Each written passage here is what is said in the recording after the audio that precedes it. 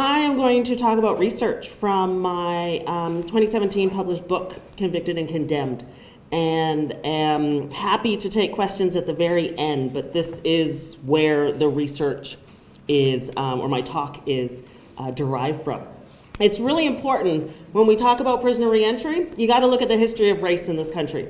So the idea of before the criminal justice system, there was slavery. When you were enslaved, it was equivalent of a life sentence. Racially biased laws and injustice was sort of the norm, and it was just not a Southern issue. So when we talk about reentry, it's not just Black people having difficulties in the South, but we have to think about Jim Crow in the North.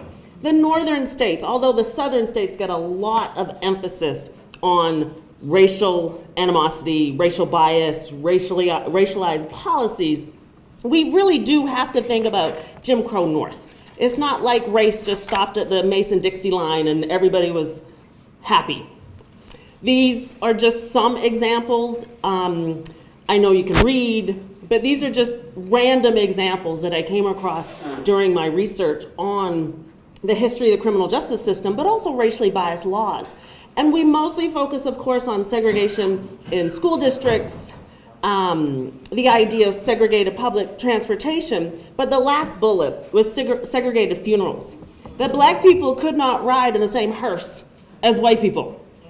I state Oklahoma is the law. These were all pre-1960s. But the idea that dead people would be contaminating the same space because they were different races is just one of those laws that indicates racial bias.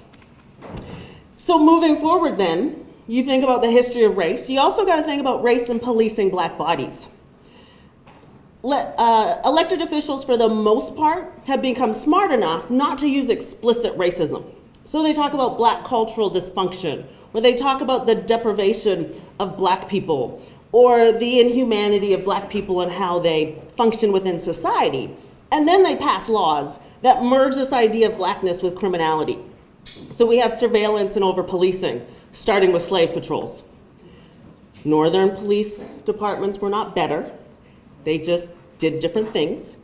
We give police the power of discretion to search people, their belongings, and homes, despite the Fourth Amendment. We're still having debates about over-policing, but also the policing of Black bodies and what police do when those Black bodies are in the presence of police.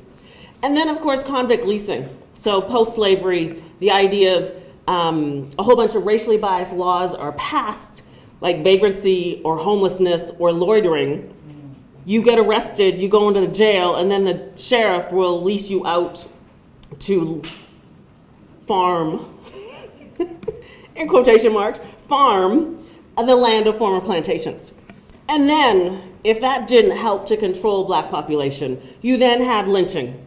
Often supported by sheriffs, or at least not investigated, and this idea of extrajudicial state-sanctioned violence was the norm.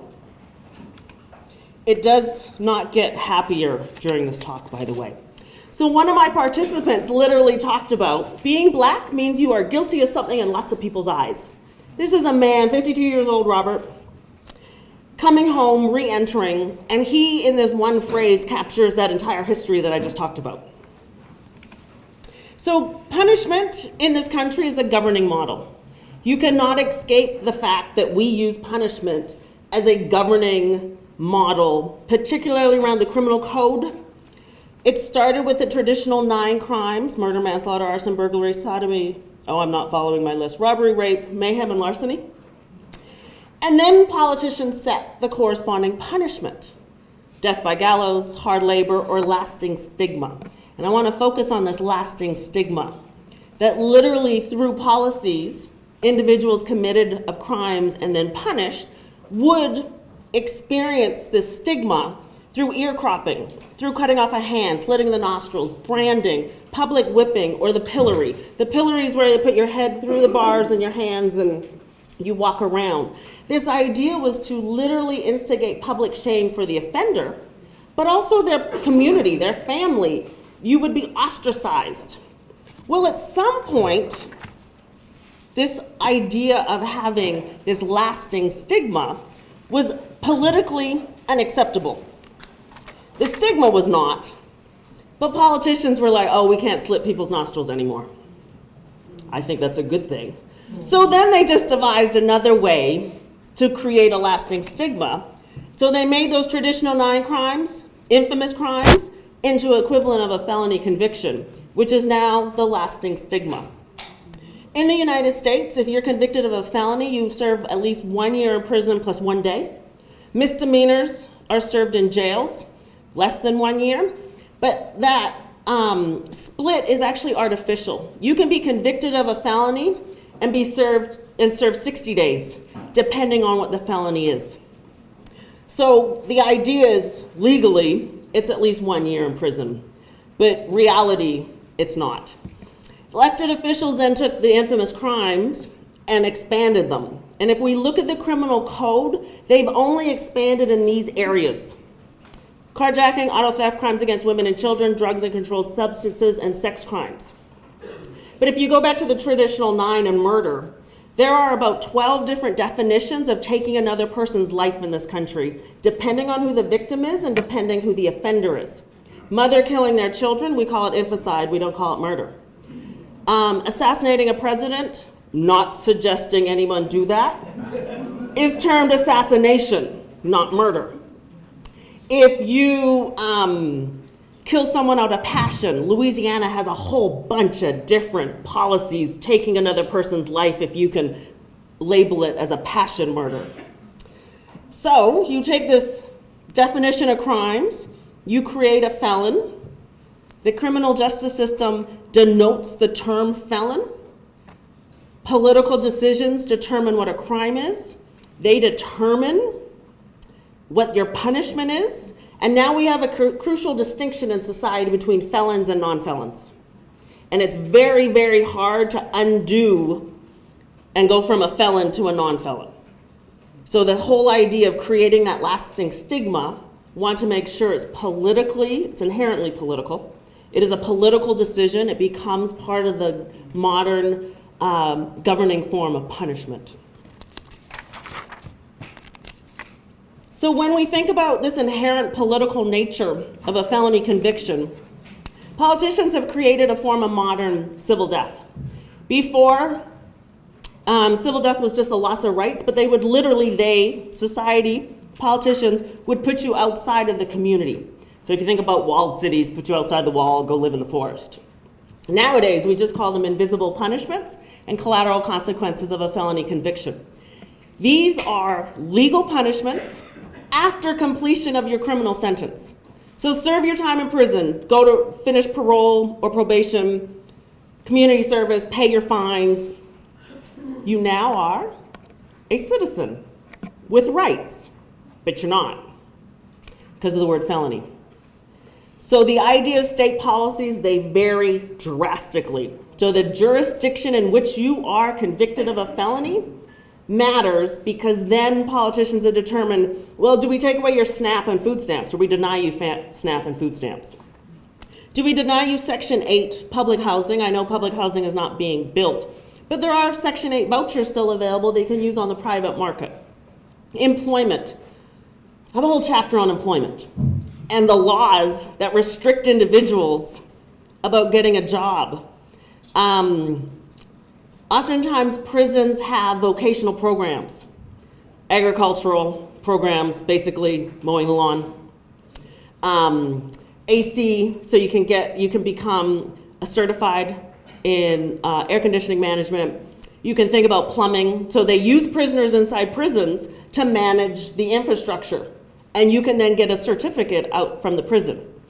On the other hand, you leave, and state policies in a different part of the code say you cannot become a plumber. You cannot work with non-farm animals. And when I saw that, I was like, well, what's a non-farm animal? You can't be a licensed dog walker in the state of New Jersey if you are a convicted felon.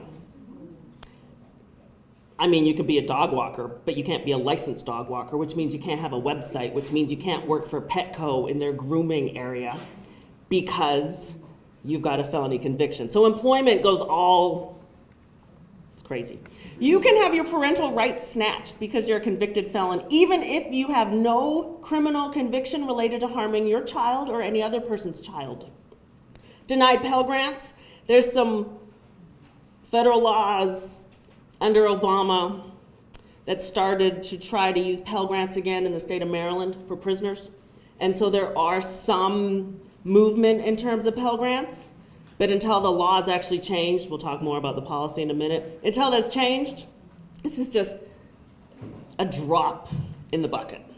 TANF, temporary aid to needy families, traditional welfare, denied. Occupational license, the whole challenge related to employment. And then voting rights is often talked about. Voting rights is important. It gives a person back their dignity. It gives them back their citizenship right. But if you are hungry, if you're homeless, if you're unemployed, if your family doesn't want anything to do with you, voting is not that important. I want individuals that have been convicted of a felony to have the right to vote. But most people in this country don't register. We can't even get 50% of the non-felons to vote. If they vote, great. But I'd rather be able to do other things to stop the churning. Individuals go into prison, they serve their time, they come out, they can't re-enter, and they churn back into prison system.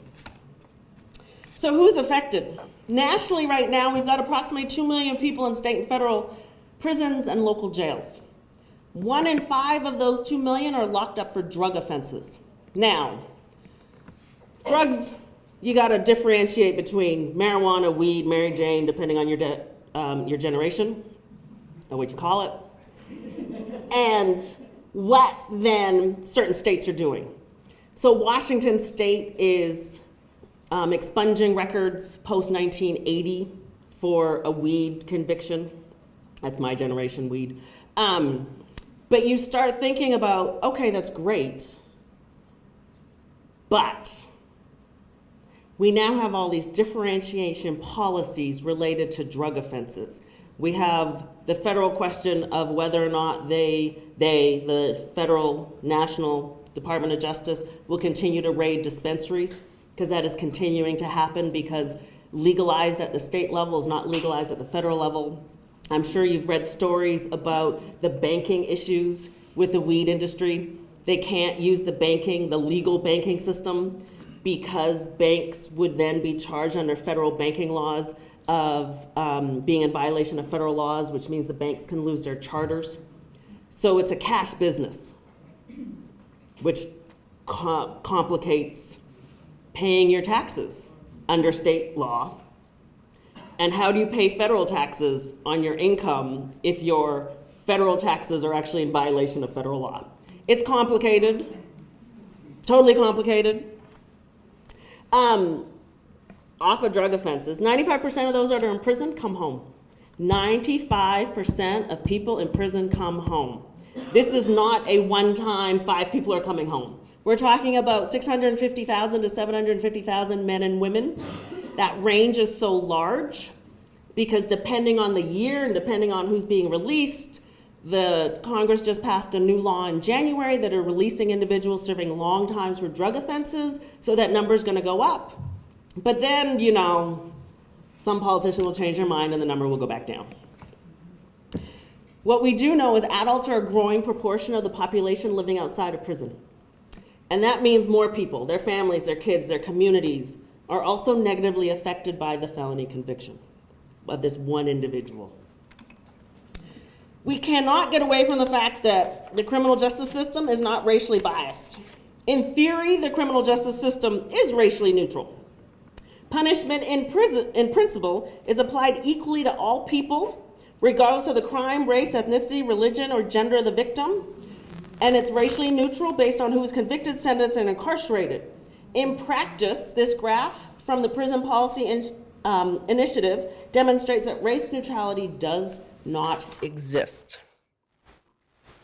Black people are 13% of the population. They're 40% of those that are imprisoned. White people, 64% of the population, 39% of those imprisoned.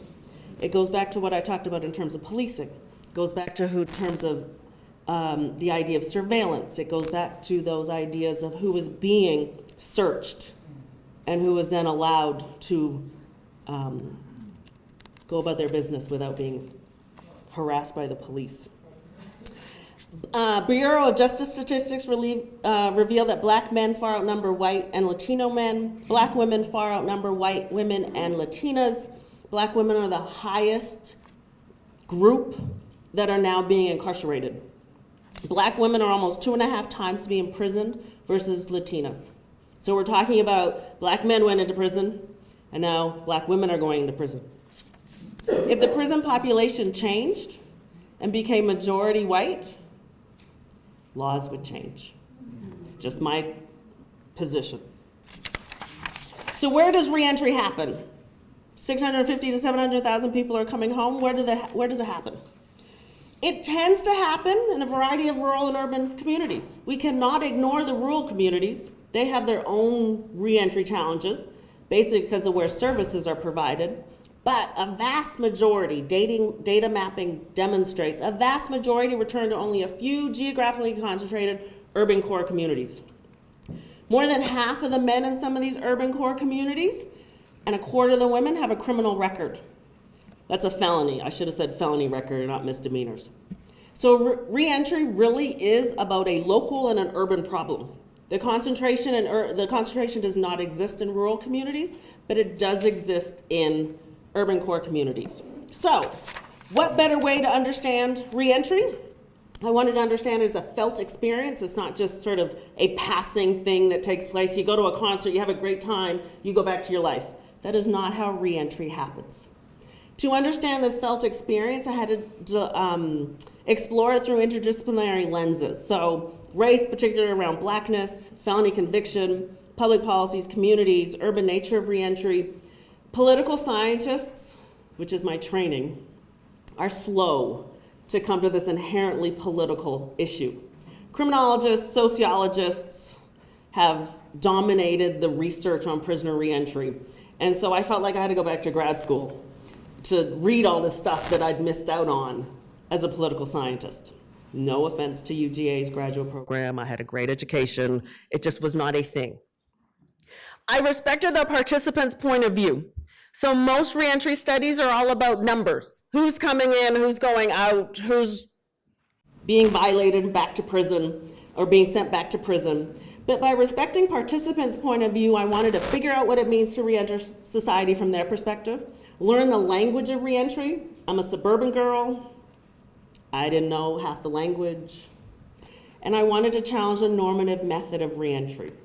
So when you think about reentry, it's normally success and failure. It's a dichotomous variable. 1, you're successfully reentered. Congratulations. You don't get a prize. You don't get $200 to pass go, but you don't go back to prison. Okay. 0 is unsuccessful entry. You violate your parole. You can violate parole by not having a job. Talk about that in a minute. You're rearrested if there's a fight on the block and you happen to be shouting distance from the fight and the police scoop you up, run your name, find out you're a felon. You can then be sent back because now you're in affiliation with other criminals. I argue, based on previous research I did before the research for convicted and condemned, that there's an area that I call the gray area. A lot happens. A lot exists between this 1 success and 0. As Tyrone said, I'd rather be homeless and living on the streets than go back. This is considered success based on the traditional model of reentry. But he was homeless, he was unemployed, he did not have his GED, and he couldn't get an interview to even try to become employed. So I wanted to challenge this idea because success is different. To hold all these thoughts together, I use social disability theory. You guys are smart. I won't bore you with all the theory, but it's how the world, it comes from disability studies and how the world is structured for those that are disabled in some form or fashion, physical, mental, emotional, or otherwise.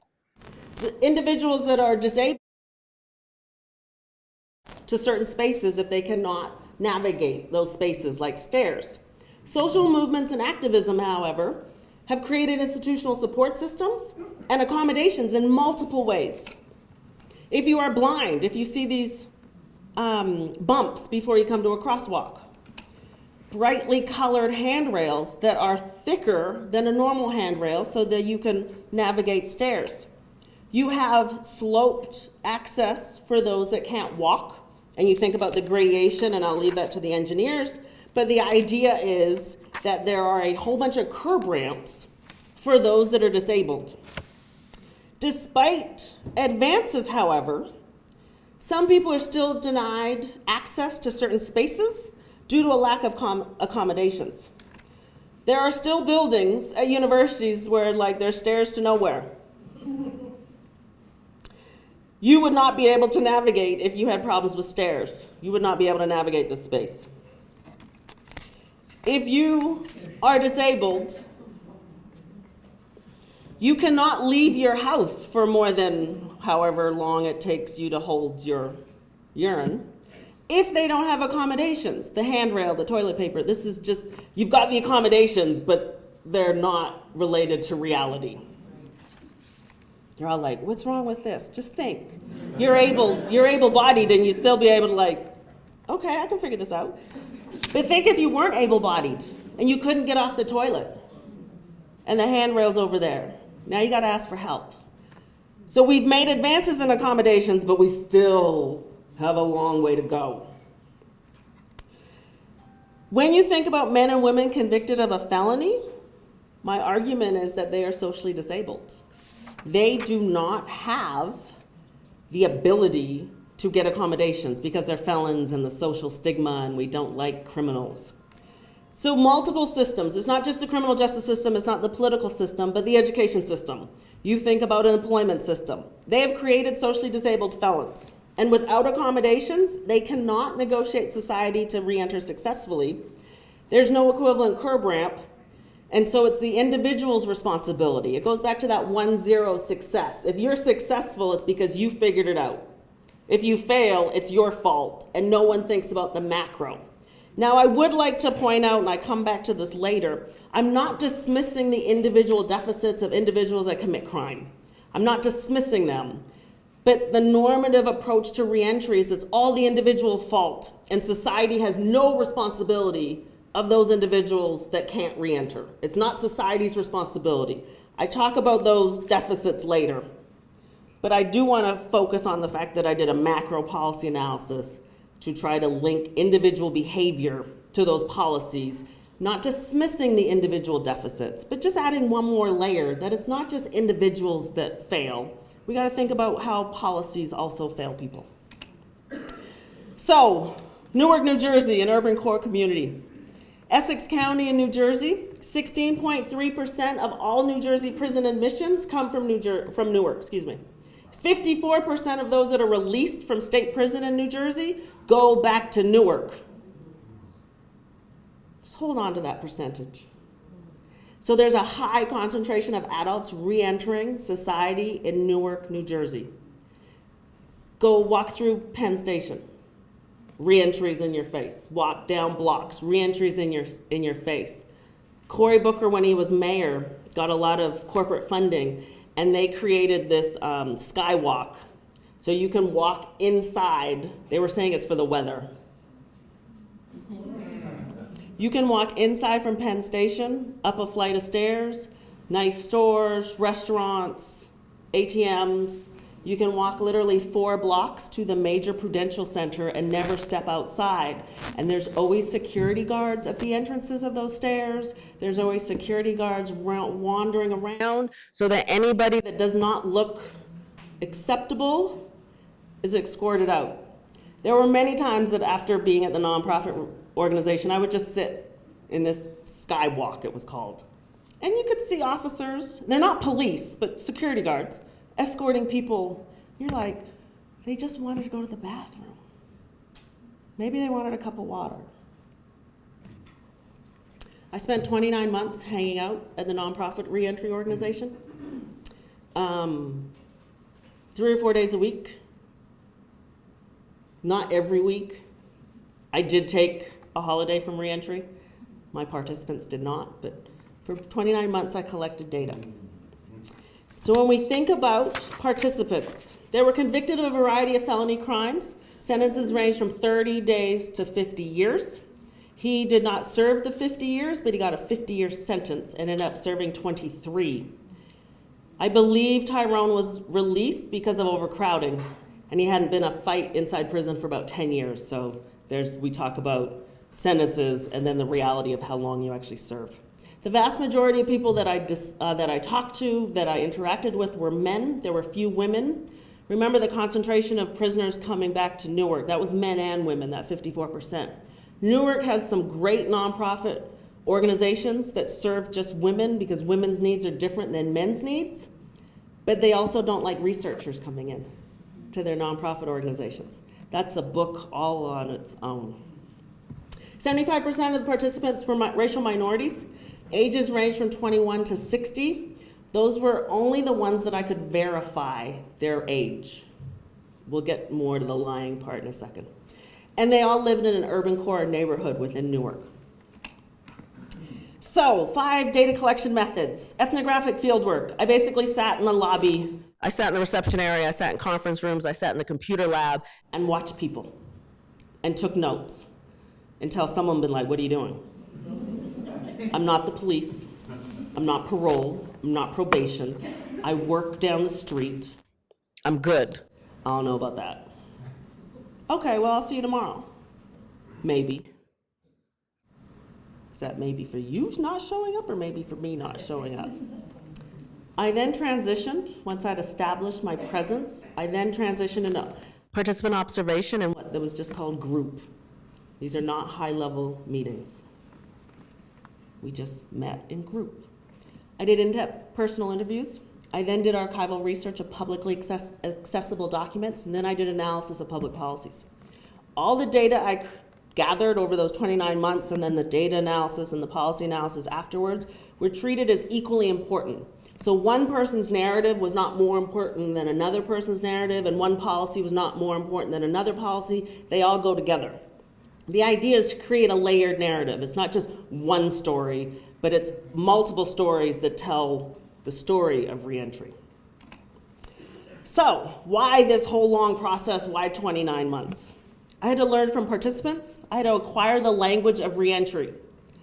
Everybody's convicted of hustling. Hustling is not in the criminal code. What do you mean hustling? Well, just hustling. They got me for da-da-da-da-da, but they didn't get, don't tell me what they didn't get you for. Because parole did show up multiple times and been like, who are you? What are you doing here? I'm taking notes. I'm observing. Like, I was fearful of parole and I hadn't committed any crime. They're not happy, nice people. I'm sure they're lovely people outside the job. But at the nonprofit reentry organization, where the vast majority, like 98% of the people, including the receptionists, including staff, including volunteers, are formerly incarcerated, convicted felons. So I was an anomaly on so many different levels. I wanted to witness cultural configurations. What do people do when they carry their life in a garbage bag? When do they do laundry? Where do they do laundry? Where do they get their food? And this was to be able to develop a deep and thick description beyond 1, you succeeded, and 0, you failed. Again, the ethnographic part was to establish my presence, to allow individuals to ask me questions. Why are you here? Why do you care about us? No one's ever asked us these questions. Why you? I'm an academic. I want to get tenure. But that wasn't sufficient because they were like, what does that mean? Because I'm interested in your story? No one's ever been interested in my story. Why you? I'd actually like to change public policies. I can't change life for you, but maybe I can change life for the next generation of those coming home. Oh, okay, I'll sit down and interview it. Okay, I only got donuts. That's okay. Can you bring me a coffee next week? I'll bring you, how many sweet loaves? Situational information was gathered. Fragile trust.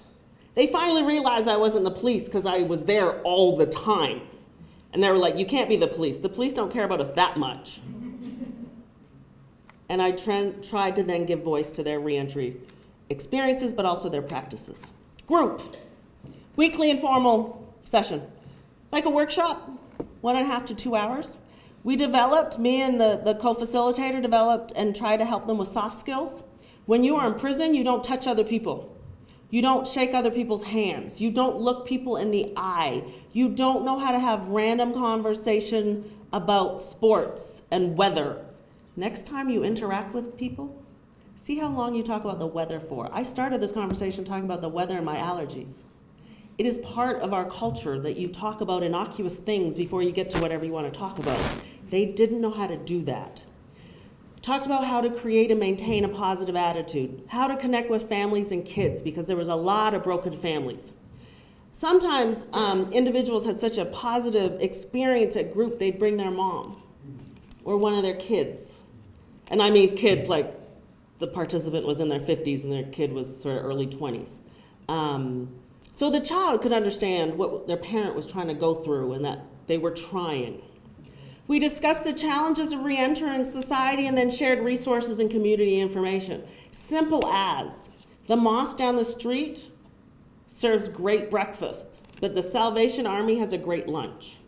This is the place where you can go get free clothes. This is a place where you can get suits for an interview if you ever get an interview. This is the place where you can go and try to get your picture ID. Because the Department of Corrections gives you an ID, it's got your picture and a signature, Department of Corrections is stamped on it. My argument is Department of Corrections of every state is a state agency. Why can't you give a state ID with just state of New Jersey, state of Georgia, state of, and the argument of some politicians that I've talked to, well, they don't have an address. When does an address defeat my identity?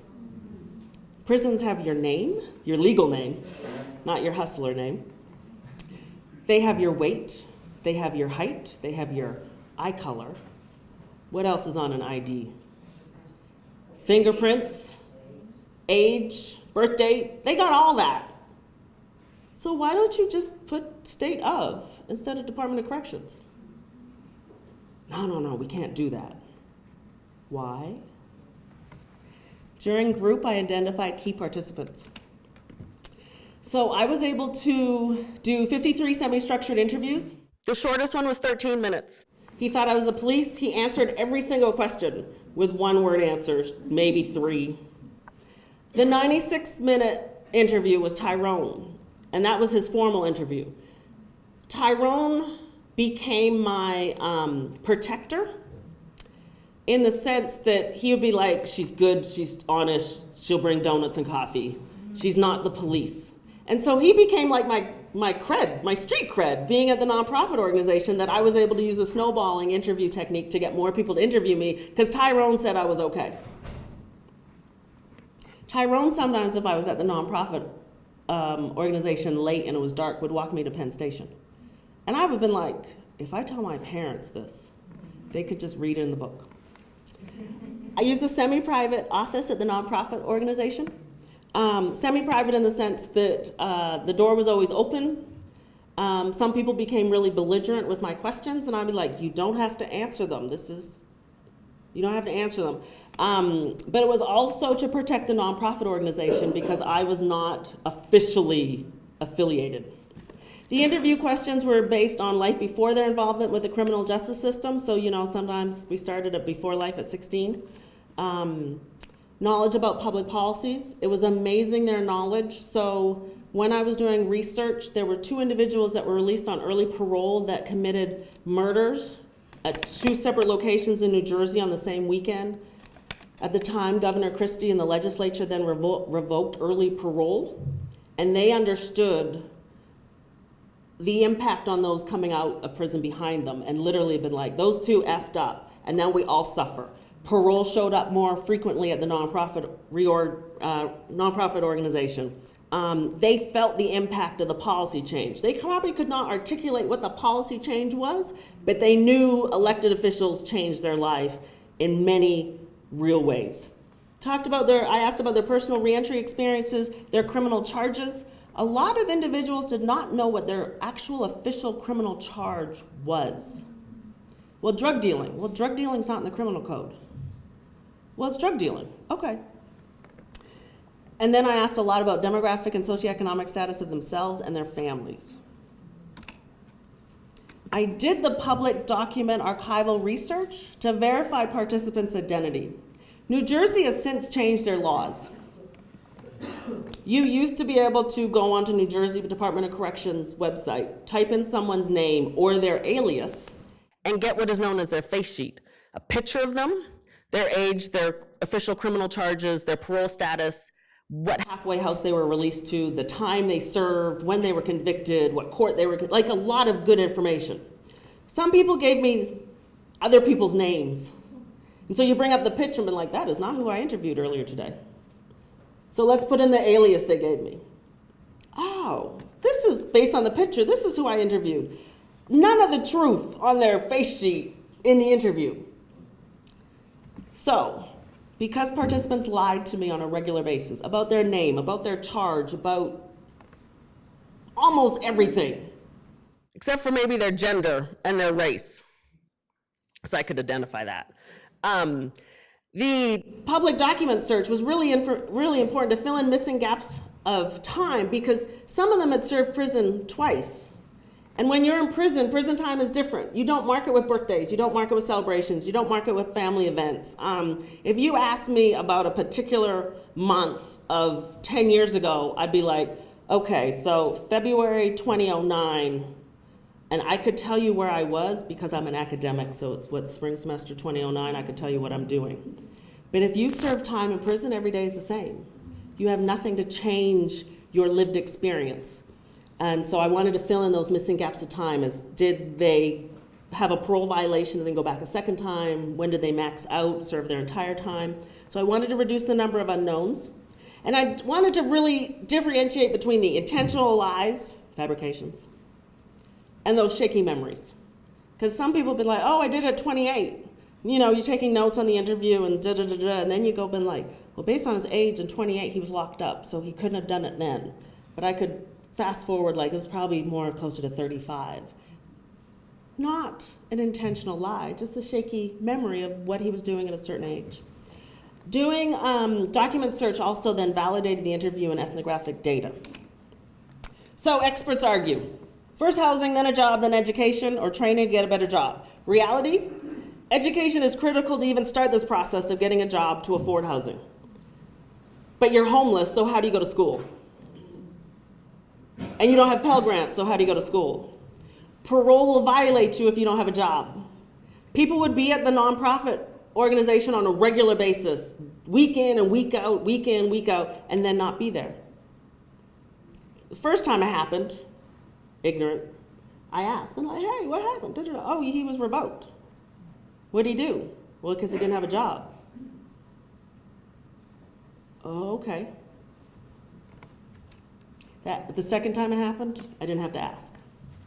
Third time it happened, you're like, oh, this is a regular thing. If you're unemployed and you're on parole, you can be sent back to prison. But no one talks about the employment restrictions and the criminal background checks and the occupational licenses and the state laws that prevent felons from getting a job, not even being able to be a dog walker. Participants' education, most of them did not have a high school diploma or its equivalent of a GED. It was norm to the people that I spoke to be uneducated or undereducated.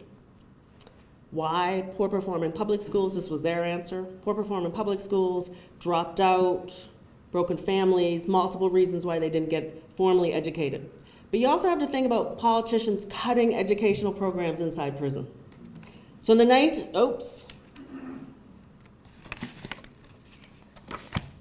I'm not keeping up with my notes. No, we're on track. 1993, Senator Kay Bailey Hutchinson from Texas offered amendment number 1158 to the Higher Education Act, denying prisoners originally Pell Grants inside prison. Her argument was money was being taken from good students and given to bad students. Democrats and Republicans supported the amendment. President Clinton signed it into law. If you understand how Pell Grants work, if you are eligible, you get the money. There's not a pot of money that once you get down to zero, then the person that applies next doesn't get money. It's you apply, you're eligible, you get the money. There's none of this whole differentiation of we're taking money from someone else to give it to some bad person. 1980s. GED classes were mandatory, and it was easy to get their diploma inside prison. Mandated classes. And then once the Hutchinson Amendment went through, state officials cut educational programs because they did not want to cover the cost of those lost Pell Grants, because Pell Grants are federal, which reinforced the notion that prisons are not interested in rehabilitation. Because what else are you going to do when you're sitting all that time? You should go to class. Or at least I think you should go to class. Consequences, ain't no one getting rehabbed. They don't have a lot of programs, and all the school counselors are gone. Well, all the good ones that teach you something, cut. All of them, just gone. So we get no teaching. These were two individuals that wanted to get their GED when they were inside. They tried, they signed up. They followed the prison rules. They didn't get into fights. They were doing everything, but their families couldn't afford it. Because that's how now, if you get a GED inside, your family has to pay for the programming. For the, and they're not online courses. We're talking about like old school. You get an exam mailed to you, you mail the exam back. It's almost like Shawshank Redemption level of function. Everybody's seen Shawshank, okay. Prison is all punishment. DOC took stuff away. Time is all we got. Prison is all punishment. Socrates had a quite slightly different perspective. It's also our fault. We used to do welding and stuff, but that became like a weapons class. We figured out how to weld unauthorized stuff together into shanks, so they took it all away. So you have the idea of responsibility of some hand, like, yeah, we wanted to do welding, but then we use welding to create shanks, better shanks than just your toothbrush and wearing down your toothbrush into a shank. Toothbrushes are now not allowed in prisons, so you think about oral health. Dental floss is not allowed in prisons because of the ingenuity of individuals left with just time to think about what you can do with dental floss. Just next time you floss your teeth, take a lot of dental floss, wind it together, you could probably like cut somebody. You're all like, damn. Prison is different than being on the outside. But the idea is if prison is all punishment, all they're really doing is sitting there. So what now the consequences, you take away educational program, and these tough on crime laws that I haven't even touched upon are now longer mandatory prison sentences, which leads to overcrowding. That's why Tyrone got out early. More prisoners serve longer prison time. Because they're serving longer prison time and they can't get parole early, you can't get good credits anymore. There's more fighting, so you're put on lockdown and then you just repeat. And hence the shaky memories, but like, I don't know if I was on lockdown, I don't know what I was doing because I was just inside. This idea of taking away education inside has changed the inside of prisons and how prison administrators manage what prisoners do. Housing. President Clinton back again. 1996 champion, one strike and you're out. The amendment was to the Housing Opportunity Program Extension Act. The goal was to clear public housing of bad people. This was part of the war on drugs. Public housing, the argument was only for good people. Based on the rhetoric, based on the actual law, HUD created policies that screened out and evicted tenants, and it became a stringent national policy. So basically, it was deny all felons public housing and Section 8 vouchers. Local public housing authorities were really, really effective at screening out. Federal policies, however, because some people only read the first paragraph, or you read the abstract, and you're done. Federal policies actually allow individuals to prove they are rehabilitated 3 years after they have maxed out. Individuals convicted of a felony are actually eligible for Section 8 vouchers, 3 years. The problem is, how do you prove you're rehabilitated? I haven't figured out that question. There are some answers floating around, but even New York State's certificate of rehabilitation doesn't work. Janae, 29-year-old black single mother. Rules say I'm rehabbed. But this was her reality. But I get denied. I'm denied. I mean, everyone denied me. When she says everyone, she listed all of the public housing authorities in Newark. I'm denied because of the charge I've got. I've been denied Section 8 so many times now, but once when I asked why, it was like they refused to give it to you straight. But I asked again, and they say, oh, it's because you have this charge. Been going on nearly 10 years. I've been good, no trouble, and yet I get rejected. 10 years of rejection. Her charge was assault related to a fight with her children's father that ended up outside on the public street. She's the one that got 30 days, between that 30 days and 50 years. And she knew she was getting denied, but she had not been rearrested, and I checked because, people lie. I checked her record. I could not find any record of arrest, and unfortunately, Newark Police is really good about recording people's arrest records. It goes into a database. So now, what are the consequences? When you think about the consequences of HUD policies, Janae's experience is the norm. You get denied. But as a result, women stay in abusive relationships to have a house over their head, so their children are not homeless. Men and women live on the street. For those who decide to try and live in homeless shelters, they tend to then revert back to drug use. Homeless shelters are not pleasant. The family ones are getting better, but not for single adult women or single adult men. They're not pleasant. You get your stuff stolen oftentimes because you don't even have a locker, hence the large black trash bag for your worldly possessions. Some men describe being a lookout at a drug house because it provided them a safe place to live and they could lock a bedroom as their own. This is like, so the idea is like, I'm not dealing drugs, but now I'm a lookout, so I have a place to sleep. Rational actors, when you've got nothing, because their families are not housing them. Participants spent copious amounts of time every day in search of a place to sleep, running around to certain agencies, running around to other nonprofits, running around trying to figure out where they could store their belongings safely, where they were going to sleep that night. And this was time not spent going to class. This was not time spent at the computer lab. This was time not spent going to classes. And being homeless is one thing. But you start thinking about, if you're homeless, how do you look for work? 1984 Sentencing Reform Act. Employment restrictions started to screen out bad applicants using criminal background checks. Criminal background checks used to only be used for the FBI, CIA, military, and probably a couple other law enforcement agencies. And then they started using occupational licenses. The idea was that government would use these to screen out bad applicants, but private and public organizations do it too. At the university level, my background check always asks, have you been convicted of a felony? And I'm like, I got a PhD, what should that have to do with one or the other? I'm not a convicted felon, but my thinking is, what does it have to do with being able to do the job? If you're convicted of bank robbery, you should not work with money. If you are convicted of harming children, you should never work with children. Can we have some nuance with policies? Whatever your crime is, you should not be working in that industry in any form or fashion. But instead, been like, no, we're going to treat all felons the same. So a murderer that gets out, and I interviewed a couple of them, the door open, to those that are for drug offenses or assault, and they're all treated the same because of the word felon.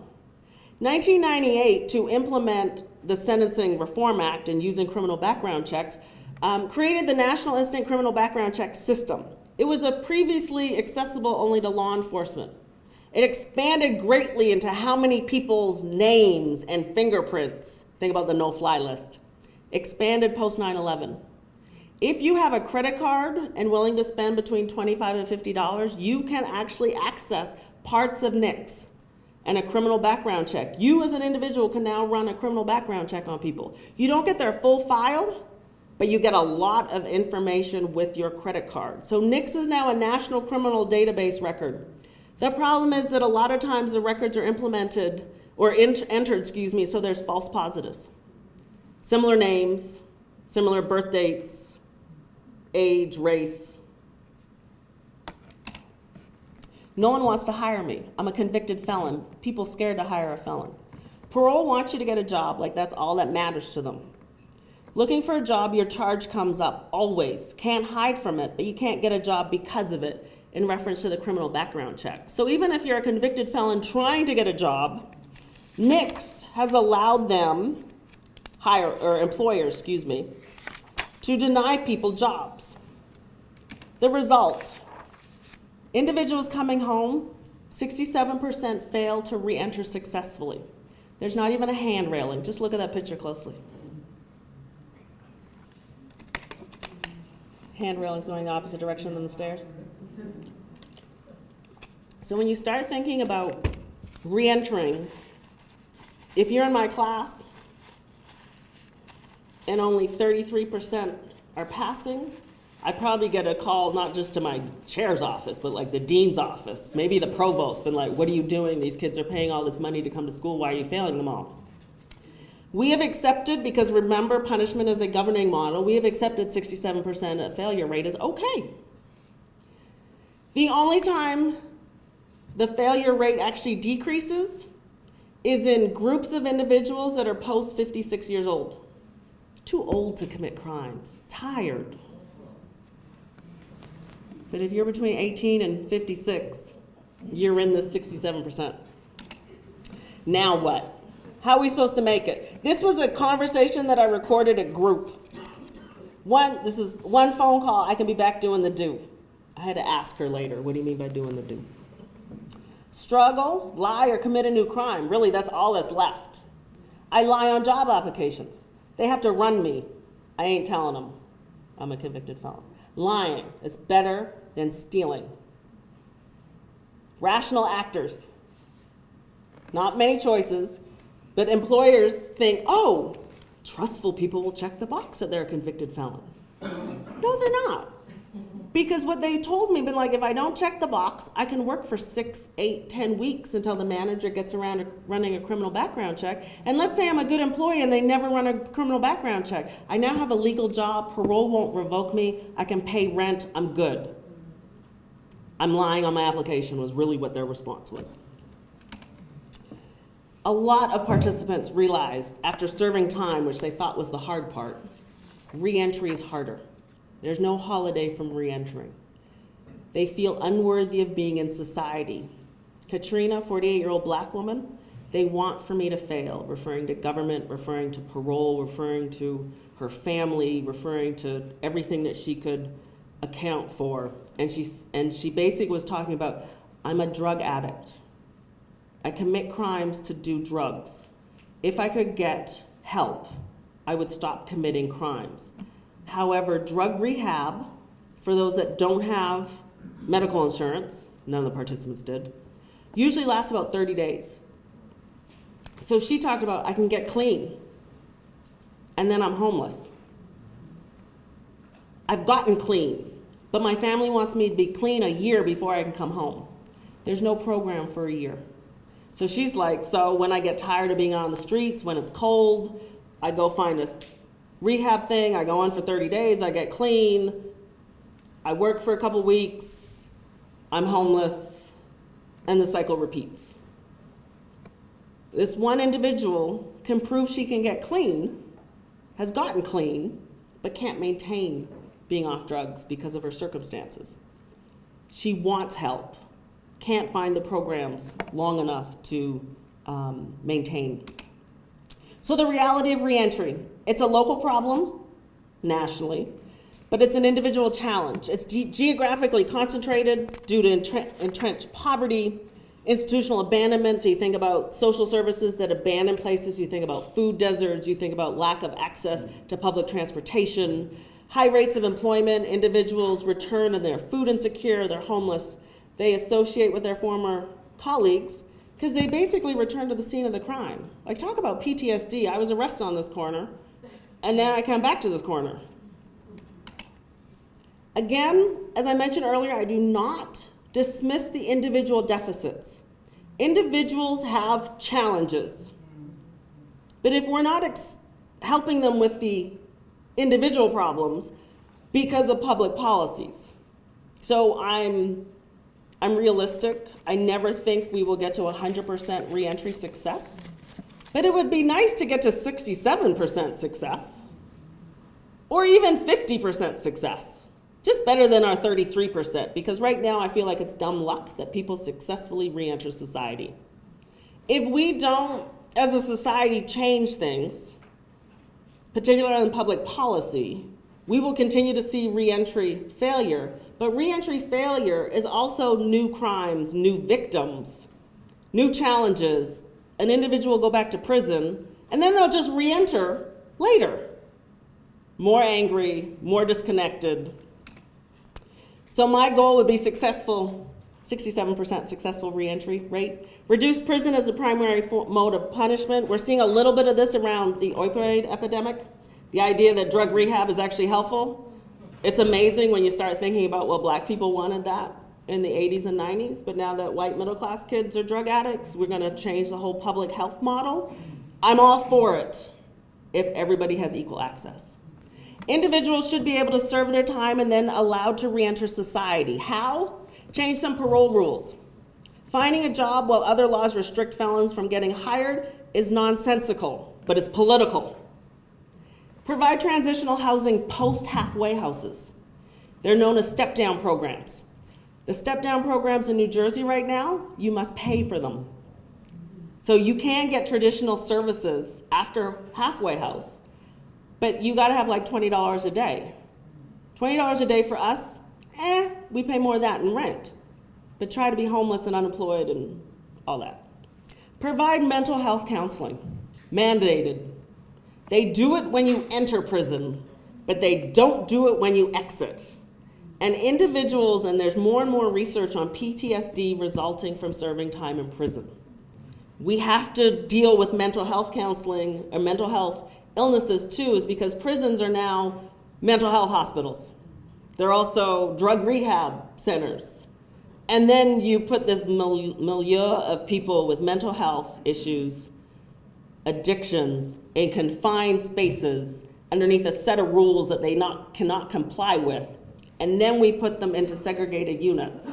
And that's just bad for mental health all over the place.